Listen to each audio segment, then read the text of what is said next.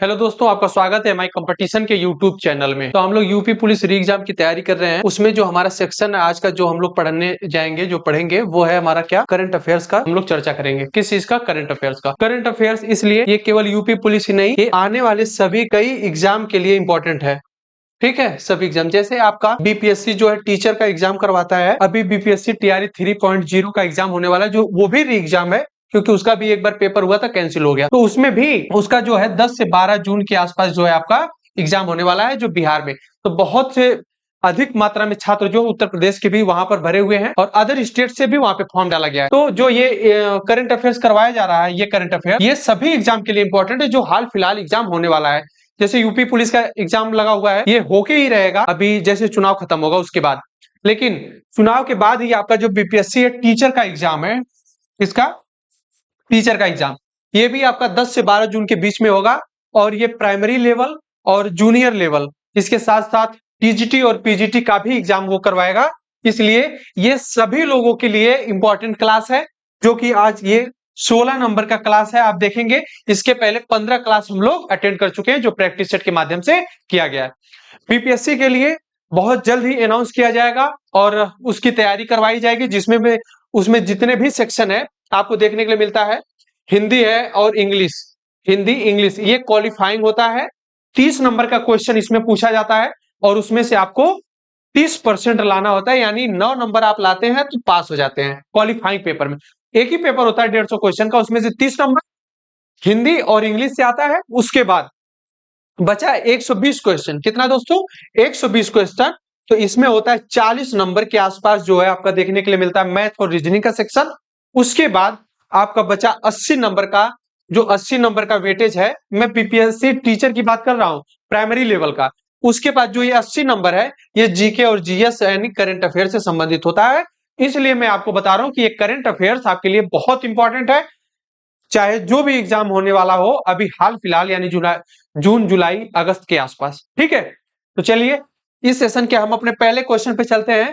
तो पहला क्वेश्चन क्या है, पढ़िएगा और इस क्वेश्चन का उत्तर करने का प्रयास करिए। देखिए क्वेश्चन कह रहा है, किस भारतीय को ब्रिटेन के किंग, तो ब्रिटेन का किंग कौन है? सबसे पहला अगर सवाल आपके एग्जाम में आता है कि इस समय ब्रिटेन का किंग कौन है, तो आप बताइएगा चार्ल्स तृतीय। कौन है? चार्ल्स तृतीय। एक सवाल आपका यहां बन जाता है कि ब्रिटेन का किंग कौन है? चार्ल्स तृतीय। इनके द्वारा कौन सी उपाधि दी गई है? मानद नाइटहुड से सम्मानित किया गया है। किसको किया गया है? तो ये चीज आप लोग बताने का प्रयास करिए कि इस क्वेश्चन का ऑप्शन नंबर क्या सही होगा। ब्रिटेन का किंग है, ब्रिटेन का राजा है, क्या नाम है? चार्ल्स तृतीय।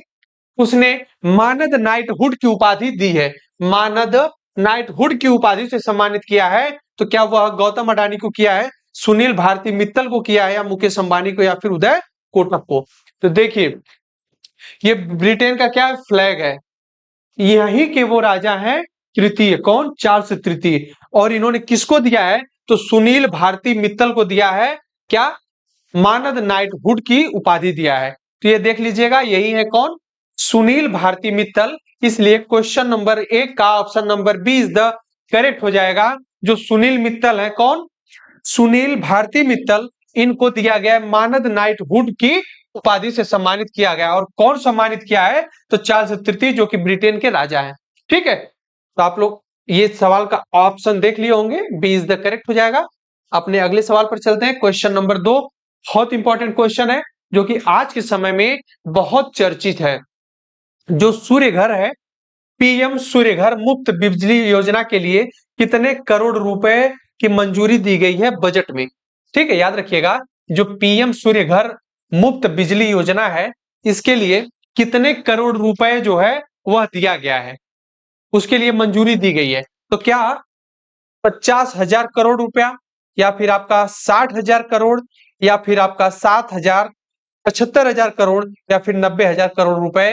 तो आप लोग बताइएगा इस क्वेश्चन का आंसर नंबर क्या सही होगा। देखिए जो पीएम सूर्य घर मुफ्त बिजली योजना है, ये किसके द्वारा लॉन्च किया गया है? तो हमारे प्रधानमंत्री नरेंद्र मोदी के द्वारा लॉन्च किया गया। इसके माध्यम से ये होगा कि हर घर को जो है मुफ्त बिजली दी जाएगी। किस योजना के तहत? पीएम सूर्य घर मुफ्त बिजली योजना से, सूर्य घर मुफ्त बिजली योजना से। ठीक है, तो ये चीज आप लोग अपना देख लीजिएगा। तो इसमें कितने रुपए यानी कितने करोड़ रुपए की मंजूरी मिली है, तो आप लोग याद रखिएगा 75,000 करोड़ रुपया जो है इसमें मंजूर किया गया। किसमें? सूर्य घर मुफ्त बिजली योजना में। और इस योजना को लागू किसने किया है? तो नरेंद्र मोदी ने किया है। आप लोग देख लीजिएगा, ठीक है। और ये जो प्रधानमंत्री हैं, ये इनके कार्यकाल अब तक एक कार्यकाल पूरा कर चुके हैं 2014 से 2019 तक। दूसरा कार्यकाल इनका पूरा हुआ 2019 से 24 में पूरा होगा। और तीसरा जो है कार्यकाल अभी इनके लिए क्वेश्चन मार्क है, क्योंकि लोकसभा चुनाव चल रहा है अभी और दो बड़ी पार्टी इनके खिलाफ है। एक बड़ी पार्टी कांग्रेस जो है, और देखा जाए तो ये जो लोकसभा थी 14 से 19 इनका कार्यकाल था, वह 16वीं लोकसभा थी और यह 17वीं लोकसभा थी। और अभी जो चुनाव चल रहा है, अगर ये क्वेश्चन आए तो आप बताइएगा कि ये 18वीं लोकसभा चल रही है। तो अगर सवाल पूछे आपसे कि 17वीं लोकसभा का जो 17वीं लोकसभा थी, इसका लोकसभा अध्यक्ष कौन है, तो आप लोग बताइएगा कौन है? ओम बिड़ला है। ओम बिड़ला, ये राजस्थान के एक निर्वाचन क्षेत्र है, वहां से सांसद थे, ठीक है। 17वीं लोकसभा के अध्यक्ष कौन है? ओम बिड़ला। अभी जो चुनाव चल रहा है लोकसभा का, वो कौन सा है? 18वें नंबर का लोकसभा का चुनाव है, ठीक है। तो पीएम सूर्य घर मुफ्त बिजली योजना जो है, इसके लिए 75,000 करोड़ रुपए की मंजूरी दी गई। किसके द्वारा? प्रधानमंत्री नरेंद्र मोदी के द्वारा, ठीक है। आगे आइए, ये सवाल बहुत इंपॉर्टेंट है, इसको पढ़िएगा, क्योंकि जो डेंगू बुखार है, इससे यह देश जो है बहुत प्रताड़ित है। यानी कि डेंगू जो है वहां पर बहुत प्रचलित मात्रा पे एकदम मतलब अपना कवर कर लिया है पूरा उस देश को, इसलिए वहां पर इमरजेंसी घोषित की गई है। वही सवाल पूछा जा रहा है। आप लोग देखिएगा कि सवाल में क्या कहा जा रहा है, इसको पढ़िए। हाल ही में डेंगू बुखार से, किससे बुखार से दोस्तों? डेंगू बुखार के तेजी से बढ़ते मामलों के कारण किस देश ने स्वास्थ्य आपातकाल की घोषणा की है? किसकी? स्वास्थ्य का आपातकाल की घोषणा कर दी है। तो क्या वह देश पेरू है, चिली है, अर्जेंटीना है या फिर केन्या है? इस क्वेश्चन का ऑप्शन नंबर क्या सही होगा, आप लोग बताइएगा। देखिए, डेंगू बुखार जो होता है वो बहुत ही घातक होता है। इसका क्या दुष्परिणाम है, इसके बारे में हम लोग देखिए देख लेते हैं कि कितना घातक है डेंगू बुखार। देखिए, यह हर 20 में से, कितना दोस्तों? हर 20 में से एक व्यक्ति गंभीर रूप से बीमार पड़ता है। जब डेंगू प्रताड़ित हो जाता है तो हर 20 में से एक व्यक्ति जो है गंभीर रूप से बीमार हो जाता है। किससे? डेंगू से। और देखिएगा, डेंगू से गंभीर रूप से बीमार होने पर शरीर के अंदर जो रक्तस्राव और मौत भी हो सकती है। रक्तस्राव यानी ब्लड का जो सर्कुलेशन है वो बहुत तेजी से हो सकता है और इसके कारण व्यक्ति की मृत्यु भी हो सकती है। देखिएगा, अगर आपको यह बताया जा रहा है इसका उपाय कि डेंगू हो चुका है, तो आपको फिर डेंगू होने का खतरा ज्यादा होता है। ऐसी संभावना डेंगू में होती है। जब डेंगू का बीमारी हो जाता है कि अगर आपको डेंगू हुआ है, इलाज किए सही हो गए, फिर दोबारा भी होने का चांसेस इसमें बहुत अधिक होता है। और एक चीज याद रखिएगा कि जो गर्भवती महिलाएं और बच्चों के गंभीर रूप से बीमार पड़ने का खतरा बहुत अधिक होता है। किसमें? इसी में बताया जा रहा है कि जो गर्भवती महिलाएं होती है, क्या दोस्तों?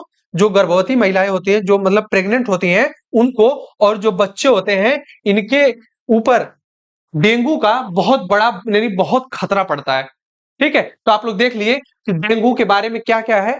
हर 20 में से एक व्यक्ति बीमार हो जाता है और डेंगू से गंभीर रूप से बीमार होने पर शरीर के अंदर जो है रक्तस्राव की मात्रा अधिक हो जाती है। इससे मृत्यु होने की संभावना बढ़ जाती है। अगर आपको पहले डेंगू हो चुका है और अगर आप ठीक हो चुके हैं, फिर से दोबारा होने के चांसेस आपके पास 100% रहते हैं। गर्भवती महिला, बच्चों में डेंगू जो है बहुत बड़े पैमाने पर देखने के लिए मिलता है। अब देखिए, इस क्वेश्चन का आंसर जो है आपका सही हो जाएगा। पेरू एक देश है। क्या? पेरू। पेरू ने स्वास्थ्य इमरजेंसी की घोषणा की है। किस लिए इमरजेंसी की घोषणा की है? क्योंकि वहां पे डेंगू बुखार जो है बहुत तेजी से फैल रहा है। बड़ी तेजी मात्रा में वहां पे डेंगू बुखार फैल रहा है, इसलिए वहां पे इमरजेंसी घोषित की गई है, ठीक है। तो ये चीज आप लोग याद रखिएगा। और इस चीज को देखने से पहले हम थोड़ा सा आपको इस क्वेश्चन को आप लोग देखिएगा, उसके पहले आपको थोड़ा सा हम एक चीज बता देते हैं कि देखिए, डेंगू के बारे में ही आपको एक इंफॉर्मेशन देना है। अच्छा, आप लोगों को बता ही दिया गया है डेंगू के बारे में। तो देखिए, जो डेंगू है यह कहां पे सबसे ज्यादा इसके लिए इमरजेंसी घोषित की गई है? तो पेरू में की गई है दोस्तों। कहां पे? पेरू में। पेरू याद रखिएगा, पेरू एक देश है। देखिए, पेरू दक्षिण अफ्रीका का महाद्वीप में स्थित, किसमें? महाद्वीप में स्थित क्या है? एक देश है। कहां पे स्थित है? आपका देखने के लिए मिलेगा दक्षिण, कहां पे, दक्षिण अमेरिका महाद्वीप में। ठीक है, इसकी राजधानी लीमा है। कहां है, लीमा। देखिए पेरू की राजधानी की बात किया जाए तो पेरू की राजधानी आपको देखने के लिए कहां मिलेगी, लीमा में मिलेगी, लीमा। ठीक है, ये चीज याद रखिएगा। और एक चीज इसमें आपको इंपॉर्टेंट बता दें, क्या है कि जो लीमा है यह प्रमुख नदी अमेजोन अमेजोन और मुद्रा नीवो सोल है। क्या है यहाँ की मुद्रा, याद रखिएगा, पेरू की मुद्रा जो है वो न्यूवो सोल है। ठीक है, और यहां पर जो प्रमुख नदी है वह आपको देखने के लिए मिलती है अमेजोन। क्या है, अमेजोन। अमेजोन इसलिए फेमस नदी है वर्ल्ड की क्योंकि यह अधिक आयतन, अगर पूरी दुनिया में सबसे ज्यादा आयतन वाली नदी पूछे तो आप लोग तुरंत वहां पे जवाब दीजिएगा कि कौन सी नदी है, तो आपकी वो नदी देखने के लिए मिलती है अमेजोन। ज्यादा आयतन की बात अगर किया जाए कौन सी नदी में ज्यादा आयतन है तो आपको अमेजोन नदी देखने के लिए मिलता है। कौन सी नदी, अमेजोन। और एक चीज याद रखिए, अगर सबसे लंबी नदी की बात किया जाए तो आपको देखने के लिए मिलता है नील नदी, नील नदी। और प्रमुख रूप से पेरू की जो नदी है वह अमेजोन नदी देखने के लिए मिलती है। ठीक है, तो चलिए अपने अगले सवाल पर चलते हैं। क्वेश्चन नंबर नेक्स्ट क्या कह रहा है, पढ़िए और इस सवाल का जवाब देने का प्रयास करिए कि इस क्वेश्चन का आंसर क्या सही होगा। देखिए क्वेश्चन नंबर 4, चुनाव आयोग ने किसके साथ मिलकर, ये लिकर यहां पर मी छूट गया दोस्तों, मिलकर। ठीक है, तो चुनाव आयोग ने किसके साथ मिलकर मेरा पहला वोट देश के लिए अभियान शुरू किया है। ठीक, मेरा पहला वोट देश के लिए, मतलब अभी तक इसका बहुत बड़ा असर तो नहीं पड़ा है क्योंकि अभी 19 अप्रैल को आपका चुनाव का बिगुल बज चुका है। पहला चरण का चुनाव समाप्त हो चुका है, किसका, पहले चरण का। अच्छा, इस पहले चरण के माध्यम से मतदान जो है बहुत कम प्रतिशत में हुआ है। इसी को देखते हुए मतलब पहले ही लॉन्च कर दिया गया था कि मेरा पहला वोट देश के लिए, किसके द्वारा, चुनाव आयोग के द्वारा। लेकिन इसका बहुत खास असर देखने के लिए पहले चरण में नहीं मिला, हो सकता है आगे आने वाले चरणों में देखने के लिए मिले। तो क्या गृह मंत्रालय, शिक्षा मंत्रालय मंत्रालय या फिर पंचायती राज मंत्रालय या फिर विदेश मंत्रालय। तो देखिए चुनाव आयोग जो है, निर्वाचन सदन जो है हमारा भारत का निर्वाचन आयोग, यही जो है निष्पक्ष चुनाव करवाने का कार्य करता है। और निर्वाचन आयोग जो है इसकी बड़ी भूमिका होती है दोस्तों। जैसे अभी कोई सत्ता में है पार्टी, पिछले 2-3 बार से हो रही है, उस सत्ता पार्टी अगर हार जाती है तो सही तरीके से कानून व्यवस्था को लागू करवाना और कहीं पे कोई भगदड़ ना मच जाए, कहीं पे कोई घटना ना हो जाए, इन सब चीजों को सही तरीके से लागू करवाना, ये सब किसका काम होता है, तो निर्वाचन आयोग का होता है। और इसके ऊपर बहुत बड़ी जिम्मेदारी होती है निर्वाचन आयोग के ऊपर। तो अभी जो देखिए, जैसे मान लीजिए 2014 से लेकर 2024 तक सत्ता में कौन है, बीजेपी की पार्टी है। अभी मान लीजिए बाय द वे बीजेपी ये चुनाव 18वीं लोकसभा का हार जाती है तो आसानी से क्या है गद्दी छोड़ेगी, बिल्कुल छोड़ेगी। भारत के आज तक के इतिहास में जो भी 75 साल में जब भी सत्ता का हस्तांतरण हुआ है, बदलाव हुआ है, वह चुनाव आयोग बहुत अच्छे तरीके से उसको हैंडल किया है। तो भारत का जो निर्वाचन आयोग है, चुनाव आयोग है, इसका बड़ी भूमिका होती है किसमें, जब सत्ता का हस्तांतरण होता है, यानी कोई भी एक पार्टी जो होती है वो अपना चुनाव अगर हार जाती है, उसके बाद नई पार्टी का गठन होता है। जो नई पार्टी लोकसभा में आकर के वहां पे बैठती है तो उसको सही प्रकार से सुचारू रूप से काम करने के लिए प्रेरित करना, या यानी बिना दंगा फसाद के सही तरीके से चुनाव को एडॉप्ट करवाना, वो सब चीजें किसके कंट्रोल में होती है, तो वो भारत निर्वाचन आयोग के कंट्रोल में होती है। तो देखिए जो भारत का चुनाव आयोग है यह भारत के शिक्षा मंत्रालय के साथ मिलकर के क्या चालू किया है, मेरा पहला वोट देश के लिए एक अभियान शुरू किया है। ठीक है, तो ये क्वेश्चन आपके एग्जाम में बनने की पूरी संभावना है। संभावना इसलिए है कि करंट से रिलेटेड, उससे भी बड़ी बात है कि दुनिया का सबसे बड़ा लोकतंत्र के यहाँ चुनाव हो रहा है और वह भारत में है, और ये चुनाव आयोग से ही संबंधित है। इनकी पहल है कि मेरा पहला वोट देश के लिए, किस मंत्रालय के साथ मिलकर के, तो एजुकेशन मिनिस्ट्री के साथ मिलकर के इन्होंने ये काम किया है। ठीक है, आइए आगे देखते हैं हम लोग अपना अगला सवाल। क्वेश्चन नंबर नेक्स्ट क्या कह रहा है, देखिए गगनयान मिशन मोस्ट इंपॉर्टेंट है। क्या दोस्तों, गगनयान, ये मिशन इसलिए इंपॉर्टेंट है कि आज तक के इतिहास में भारत कभी भी अंतरिक्ष में एक साथ इतना लोगों को भेजा नहीं है। ठीक है, तो भारत का ये मिशन है, 4 लोग जो है कहां जाएंगे, अंतरिक्ष में जाने की योजना है। किस मिशन के माध्यम से? गगनयान मिशन के माध्यम से। अच्छा, इसको लॉन्च कौन करेगा? तो इसरो करेगा। ISRO, Indian space research organisation, इसकी स्थापना 1969 में हुई थी, एक चीज। और इसका अगर हेडक्वार्टर की बात किया जाए, किसकी? इसरो के हेडक्वार्टर तो आपको कर्नाटक के बेंगलोर में देखने के लिए मिलता है। कहां पे? बेंगलुरु में। ठीक, तो ये चीज आप लोग याद रखिएगा। और एक चीज, कर्नाटक की बात आ गई है तो इसके बारे में थोड़ा सा आपको बता दें कि जो कॉफी के लिए भारत में कॉफी सबसे ज्यादा उत्पादन के मामले में कौन प्रथम स्थान पर है? तो एक चीज याद रखिएगा, कर्नाटक जो ऐसा राज्य है भारत का जहां पे कॉफी सबसे ज्यादा मात्रा में उगाई जाती है। कर्नाटक की राजधानी बेंगलोर, यहीं पर इसरो का हेडक्वार्टर है। और इसरो की स्थापना जो है 1969 में हुई थी। और स्वामीनाथन यहाँ के क्या है? तो चीफ हैं। ठीक है, तो ये चीज याद रखिएगा।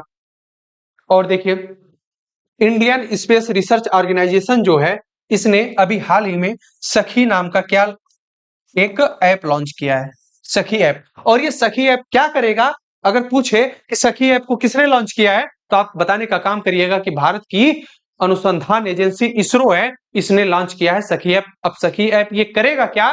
तो ये जो गगनयान क्रू है, यानी गगनयान मिशन में 4 लोग जाएंगे, इनकी देख रेख करने के लिए, इनको अलर्ट करने के लिए वहां पे कौन अंतरिक्ष में कि वो कितना टाइम तक सोना है, कब इनको जागना है, क्या क्या काम करना है, उनके शेड्यूल को मैनेज करने का काम कौन करेगा? तो सखी ऐप करेगा। ये चीज याद रखिएगा। तो देखिए, गगनयान मिशन के लिए कितने अंतरिक्ष यात्रियों को नामित किया गया है? तो यात्री आपको देखने के लिए मिलेंगे, 4 यात्रियों को नामित किया गया। अब ये 4 लोग कौन कौन है जो गगनयान के माध्यम से अंतरिक्ष पर जाएंगे? इनको हम लोग देख लेते हैं। देखिए, यही 4 लोग हैं।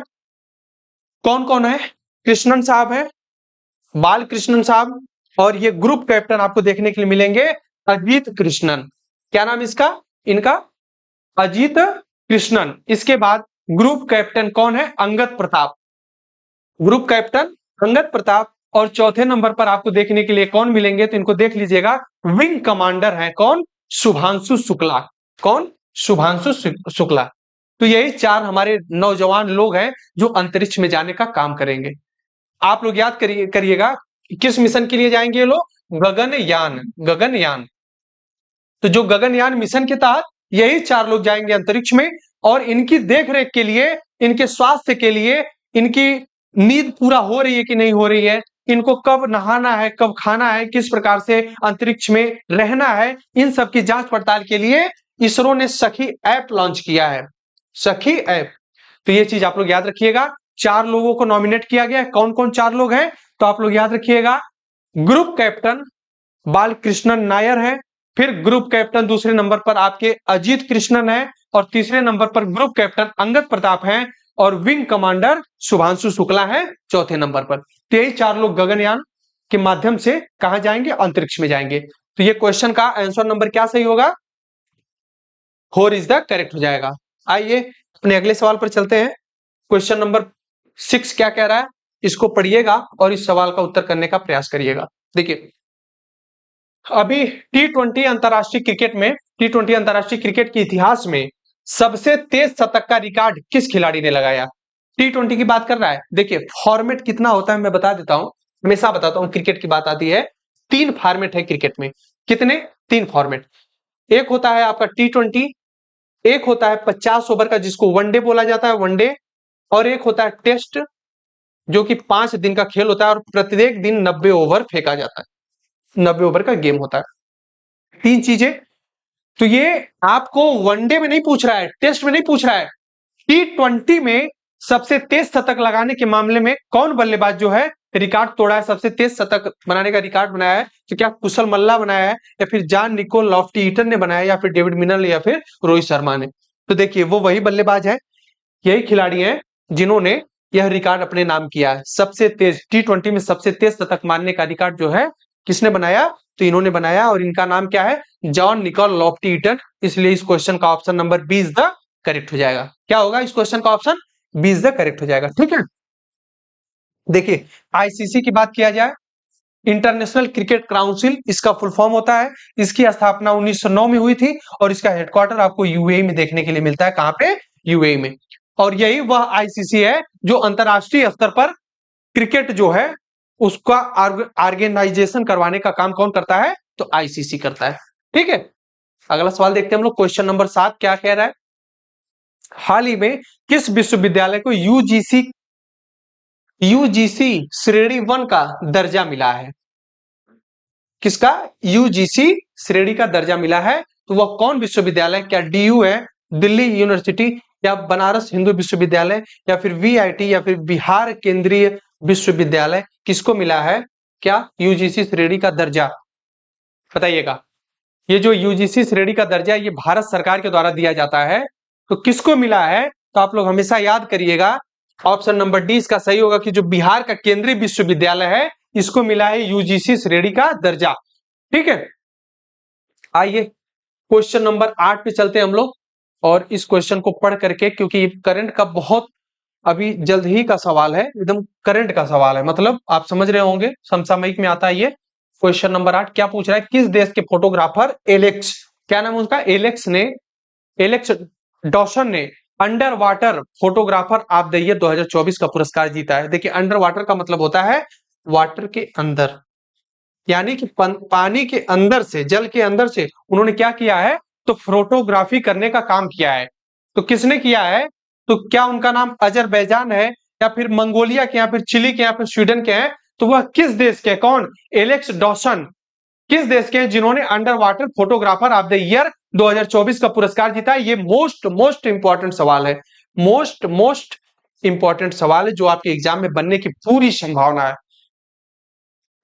2024 का photographer of the year award किसने जीता? एलेक्स डॉसन ने जीता। ये किस देश के हैं? तो याद रखिएगा ये आपके स्वीडन के। कहां के? स्वीडन के। इसलिए इस क्वेश्चन का option number D is the correct हो जाएगा। क्या होगा? D is the correct. अगला सवाल देखते हैं हम लोग, क्वेश्चन नंबर 9। ये भी बहुत प्यारा सवाल है जो बिहार से संबंधित है, यानी बीपीएससी टीचर आप लोग याद रखिएगा, बीपीएससी टीचर का जो एग्जाम होने वाला है, आप लोग उस एग्जाम के लिए इस करंट अफेयर्स को इंपॉर्टेंट मान सकते हैं। देखिए, करंट अफेयर्स अगर हाल का पढ़ाया जा रहा है तो किसी भी एग्जाम के लिए इंपॉर्टेंट हो सकता है। अगर यहां पर बताया जा रहा है कि ये यूपी पुलिस का है, तो आप किसी भी एग्जाम के लिए ये करंट अफेयर्स देख सकते हैं। क्वेश्चन का प्रैक्टिस करना, अब जैसे हिस्ट्री के सवाल की प्रैक्टिस करवाई जा रही है, तो आप ये मत सोचिए कि हिस्ट्री के लिए हम पुलिस के लिए पढ़ें, या फिर बिहार के लिए पढ़ें, या किसी और एग्जाम के लिए पढ़ें, एसएससी के लिए पढ़ें, वायुसेना के लिए पढ़ें, थल सेना के लिए, आरपीएफ के लिए। देखिए, इतिहास हर जगह वही पूछी जाएगी। बस रीजन ये होता है कि इतिहास का 3 पार्ट जो है, जो प्राचीन इतिहास है, मध्यकालीन इतिहास है और आधुनिक भारत का इतिहास है, बस इसमें चीजें देखिए कि आप कहां से प्रैक्टिस करवाया जा रहा है। आपका जो यूपी पुलिस है इंपॉर्टेंट मध्यकालीन इतिहास और प्राचीन आधुनिक इतिहास संबंधित होता है, और बीपीएससी की बात किया जाए तो ज्यादा से ज्यादा इंपॉर्टेंट केवल आपका आधुनिक भारत होता है, और इसमें भी सबसे ज्यादा इंपॉर्टेंट होता है इंडियन नेशनल मूवमेंट, भारतीय राष्ट्रीय आंदोलन संबंधित होता है। तो ये चीजें आप लोग याद रखिएगा। सबसे बड़ी बात, इस सवाल का आंसर क्या होगा? करिए। हाल ही में बिहार के किस जिले में राज्य का, यानी बिहार राज्य का पहला रिवर फ्रंट, क्या रिवर फ्रंट का शिलान्यास किया गया, यानी उसका उद्घाटन किया गया है? तो बिहार के किस जिले में? तो क्या पटना में, भोजपुर में, भागलपुर में, या मुंगेर में? ये सवाल लिख करके ले लीजिए आप लोग, कि अगर बिहार के किसी भी एग्जाम में अगर ये सवाल ना पूछा जाए तो फिर बताइएगा। खासकर बीपीएससी जो टीआरई 10 से 12 के बीच होने वाला है, इसमें ये सवाल छपने वाला है। 100% ये सवाल बन के रहेगा। ठीक है, तो देखिए, river front development near Gangapath, ठीक, यही वो रिवर फ्रंट है जो बनाया गया, कहां पे? बिहार में बनाया जा रहा है। बिहार के कहां पे? तो याद रखिएगा, बिहार के भोजपुर में। कहां पे दोस्तों? भोजपुर। तो बिहार के भोजपुर में पहला जो रिवर फ्रंट है उसका शिलान्यास किया गया है। ये याद रखिएगा, ये सवाल option number B is the correct हो जाएगा। यानी कि हाल ही में अभी जो बिहार के जिला है, कौन? भोजपुर जिला है, वहीं पर रिवर फ्रंट का शिलान्यास किया गया है, और ये वही रिवर फ्रंट है, आप लोग देख लीजिएगा। ठीक है, आइए अपने अगले सवाल पर चलते हैं। Question number 10 is the most important है। क्या है कि भारत के किस प्रसिद्ध स्टेडियम का नाम बदलकर निरंजन शाह रख दिया गया है? निरंजन शाह स्टेडियम रखा गया है। ये कौन सा स्टेडियम है? क्या ईडन गार्डन स्टेडियम जो मुंबई में है, सौराष्ट्र क्रिकेट स्टेडियम या फिर डीवाई पाटिल स्टेडियम या फिर एम चिन्नास्वामी स्टेडियम। इस क्वेश्चन का आंसर नंबर क्या सही होगा बताइएगा। क्वेश्चन नंबर 10 का ऑप्शन क्या सही होगा? देखिए ये वही स्टेडियम है। कौन सी स्टेडियम? निरंजन शाह स्टेडियम। निरंजन शाह। कौन सा स्टेडियम है दोस्तों? निरंजन शाह। इसका नाम बदल करके कर दिया गया है निरंजन। निरंजन शाह का नाम जो बदल कर क्या रखा गया है, देखिए वह कौन सी स्टेडियम है, तो वो आपको देखने के लिए मिलेगा सौराष्ट्र क्रिकेट स्टेडियम। का क्या नाम उसका? Saurashtra cricket stadium. इसका नाम बदल दिया गया, क्या कर दिया गया है? निरंजन शाह स्टेडियम। ठीक है, तो क्वेश्चन नंबर 10 का option number B is the correct हो जाएगा। आइए हम लोग चलते हैं अपने अगले सवाल पर। क्वेश्चन नंबर 11, खेलो इंडिया विंटर गेम्स का चौथा संस्करण कहां आयोजित किया गया है? देखिए ये है 2024 का खेलो इंडिया विंटर गेम्स का चौथा संस्करण कहां आयोजित किया गया है? जम्मू कश्मीर, लद्दाख, अंडमान निकोबार या फिर नागालैंड में। आइए देखिए, खेलो इंडिया विंटर गेम्स कितने चरणों में हुआ, ये चीज याद रखिएगा आप लोग। 2 चरण में हुआ, 2 चरण में आयोजित किया गया। पहला चरण 2 से 6 फरवरी के बीच हुआ। दूसरा चरण 21 से 25 फरवरी के बीच में हुआ। ये बहुत इंपॉर्टेंट नहीं है आपके लिए। और तीसरे चरण की अगर बात, 3 चरण नहीं हुआ, 2 चरण हुआ था। और इसके बाद जो है 2 से 6 फरवरी लेह लद्दाख में हुआ था। और 21 से 25 फरवरी जो दूसरा चरण हुआ था वह गुलमर्ग यानी जम्मू कश्मीर में आयोजित किया गया था। ठीक है, और इसके बाद जो इंडियन आर्मी की टीम ने 10 स्वर्ण, 5 रजत और 6 कांस्य पदक के साथ KIWG 2024 का खिताब जीता है। खेलो इंडिया विंटर गेम्स, KWIG का मतलब समझ लीजिएगा। देखिए KWIG क्या है? खेलो इंडिया, खेलो इंडिया विंटर गेम्स। खेलो India winter games KIWG, sorry क्या है? KIWG,